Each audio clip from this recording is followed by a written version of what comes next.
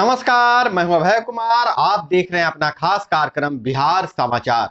बिहार समाचार में खबरें बिहार की, बातें बिहार की, देश दुनिया की तमाम खबरें जिसे आपको जानना जरूरी है। बिहार समाचार में हम खबर लेते हैं सत्ता के गलियारों से, पंचायत के गलियों से और गांवों के चौपालों से, जो कहीं न कहीं आपके जीवन को प्रभावित करता है। तो बिहार समाचार में हम पहली खबर ले रहे हैं शिक्षक बहाली की प्रक्रिया को लेकर।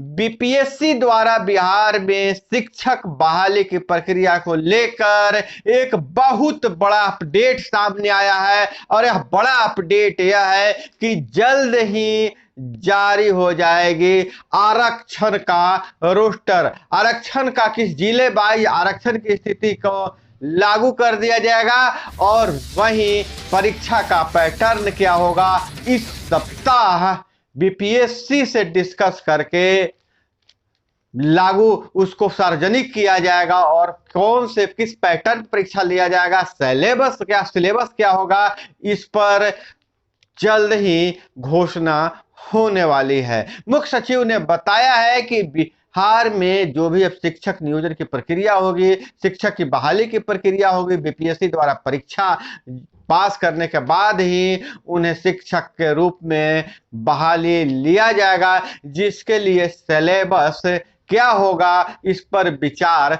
बिहार का शिक्षा विभाग और बीपीएससी से विचार विमर्श हो रहा है और जल्द ही सिलेबस लागू कर दिया जाएगा। हम आपको बता दें, जो सूचना मिल रही है अभी से, उसमें अधिकतर प्रश्न सामान्य ज्ञान के होंगे। उसके बाद टीचिंग एप्टीट्यूड सीडीपी का भी क्वेश्चन होगा और रीजनिंग से भी क्वेश्चन होंगे। लेकिन यह परीक्षा का जो पैटर्न है कैसा होगा अभी तक सामने नहीं आया है, तो जल्द ही इसकी घोषणा की जाएगी। और वहीं बहुत बड़ा बदलाव नल जल योजना को लेकर, पंचायती राज और नगर निगम अब नहीं करेंगे हर घर नल का जल का काम। पूर्ण जिम्मा अब पीएचईडी विभाग को होगा। हर घर नल का जल में 1,64,00,000 घरों में हर रोज 5,74,00,00,000 5.74 अरब लीटर पेयजल सप्लाई। फिर भी 23% घरों में समस्या जस के तस बनी हुई है। जो पंचायतों में नल जल योजना के टावर लगाए गए हैं, नल जल योजना लगाए गए हैं, वह काम नहीं कर रहा है। पॉलिसी में परिवर्तन इसलिए किया गया है कि 3 विभागों की जिम्मेवारी होने की वजह से समस्या बढ़ रही थी। पीएचईडी अब करेगा पेयजल की जांच, पाइपलाइन के बिछाने और टंकी के निर्माण सहित अन्य काम करेगा और 1 वर्ष में 21,000 शिकायतें मिली है। 19,000 शिकायतें दूर करने का दावा किया जा रहा है। और इधर बिहार में मौसम विभाग की खबरों की बात करें, मौसम का जो मिजाज बदला हुआ है। जहां गर्मी पड़नी चाहिए थी, बारिश हो रही है। तो आज 11 जिलों में बारिश होगी। कल मौसम शुष्क रहेगा।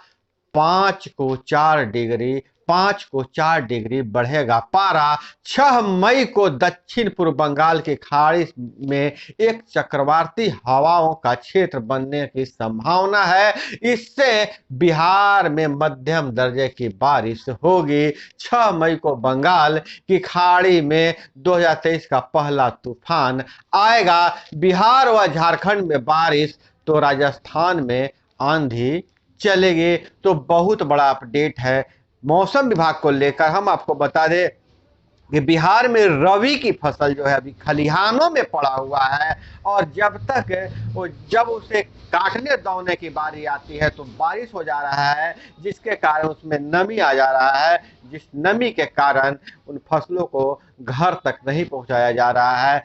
खास करके किसान तेज गर्मी का इंतजार कर रहे हैं ताकि उनके फसल सूख जाए और घर में आ जाए। और वहीं सासाराम में पुलिस की कार्रवाई को धार्मिक रंग देना दुर्भाग्यपूर्ण। नीरज कुमार जदयू मुख्यालय में पार्टी के मुख्य प्रवक्ता ने भाजपा पर साधा है निशाना। अगर धर्म की बात करें तो बाबा पर बवाल हो गया है। भागेश्वर धाम के धीरेन्द्र शास्त्री के बिहार आने को लेकर नेता खूब टकरा रहे हैं। सत्ता पक्ष ने चेताया, तनाव फैलाया तो किसी की खैर नहीं। चंद्रशेखर बोले, बिहार गंदा काम करने की इजाजत नहीं देगा, नफरत फैलाए तो जेल। वहीं गिरिराज बोले, किसी में हिम्मत नहीं जो बाबा को पटना की धरती पर उतरने से रोक ले। तो इधर बाबा ने भी कहा, बाबा ने बिहार के लोगों से पूछा, रउआ सब ठीक बानी ना? कहा, जुग जुग जिया। तो बिहार के शिक्षा मंत्री ने कहा है कि चंद्रशेखर हमेशा विवादित बयान देते हैं, खास करके हिंदू धर्म से संबंधित, रामायण से संबंधित, कभी कुछ चीज से संबंधित, ये हमेशा विवादित बयान देते हैं और इनका जो राजनीति करने का यही तरीका है। तो उन्होंने कहा कि प्रजातंत्र है, किसी को कहीं आने जाने की में कोई रोक नहीं है, लेकिन अगर वे धीरेन्द्र शास्त्री के बारे में कहा कि गंदा काम करने आएंगे तो बिहार इजाजत नहीं देगा, नफरत पैदा करने आए हैं। तो लाल कृष्ण आडवाणी भी जेल गए थे और भी लोग जाएंगे। लालू यादव लाल कृष्ण आडवाणी को जेल भेजकर नेता बन गए थे। अब चंद्रशेखर को लगता है कि हम इस तरह का बयान देंगे तो हम भी नेता बन जाएंगे। हालांकि जो भाजपा के लोग हैं कह रहे हैं कि लालू यादव के टाइम का बिहार नहीं है, बिहार बदल चुका है और यहाँ 5G है। अब लोगों को सभी जानकारियां बहुत जल्दी मिल जाती है। तो इधर गिरिराज सिंह ने, जो भाजपा के फायर ब्रांड नेता है, उन्होंने कहा कि मैंने कहा कि मुस्लिम धर्म के प्रचार या कार्यक्रम के लिए किसी के लिए पटना का गांधी मैदान लौट हो जाता है, लेकिन हिंदुओं में के धर्म गुरु बागेश्वर महाराज को यह नहीं दिया गया। हम राज्य सरकार से अपील करते हैं, राज्य सरकार के इस दोहरी रवैये का विरोध करते हैं, गिरिराज सिंह ने बयान दिया है। और बहुत बड़ी खबर सीतामढ़ी से आ रही है। सीतामढ़ी पुपरी रोड पर घटना के बाद एक घटना घटी है और इस घटना के बाद ट्रक को फूंक दिया गया है, लोगों ने फूंक दिया है। तो घटना क्या घटी है? सीतामढ़ी में शादी से लौट रहे टेम्पो को ट्रक ने रौंद दिया, 4 बच्चे समेत 6 की मौत हो गई।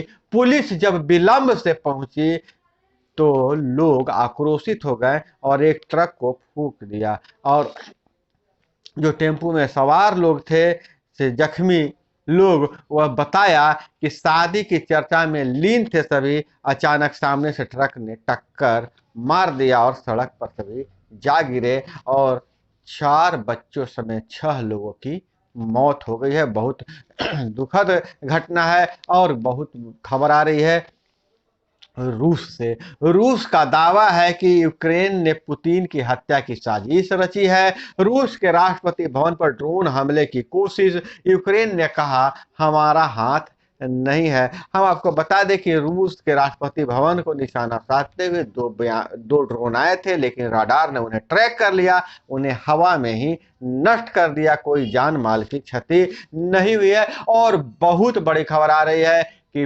पाकिस्तान के विदेश मंत्री बिलावल भुट्टो भारत की धरती गोवा में लैंड कर चुके हैं। वह गोवा में लैंड कर चुके हैं और बहुपक्षीय वार्ता में भाग लेंगे। हालांकि भारत ने द्विपक्षीय वार्ता से साफ साफ इनकार कर दिया है। हालांकि पाकिस्तानी जनता का ख्याल था, उनका कहना था कि मंत्री को भारत नहीं आना चाहिए, लेकिन भारत का जिस तरह से दबदबा है, पाकिस्तानी मंत्री दौड़े दौड़े भारत आ गए हैं। और चलंत वाहन से फुटपाती दुकानदारों व स्ट्रीट वेंडर का ऑन स्पॉट होगा कौशल प्रशिक्षण। प्रथम चरण में 8 जिलों में कौशल वाहन से 4000 का ऑन स्पॉट प्रशिक्षण। बिहार कौशल विकास मिशन और सेक्टर स्किल काउंसिलिंग के बीच हुआ MOU।